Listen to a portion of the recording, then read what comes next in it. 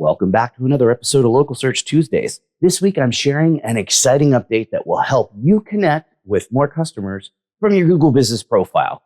Chat is back, baby. If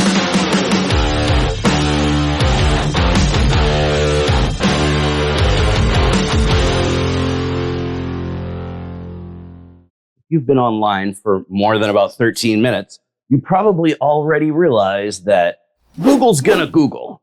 They just love to release new elements, then take them away, then change the name of something, then change it back, then test something, then decide not to do it. In fact, since you started watching this video, Google changed the name of Google Business Profiles 3 times. Who am I? I don't know. Seriously though, Google does change things all the time. At the end of July last year, Google killed the chat messaging feature on Google Business Profiles. And now, just over 6 months later, it's back, but with an exciting update. Instead of some wonky internal chat system, the GBP chat feature simply uses text messaging or WhatsApp. It's super simple to set up. When you're logged into your profile, click the Contact tab and you'll see this. Use the drop-down to select text message or WhatsApp and then enter your number. Then click Save and you're done.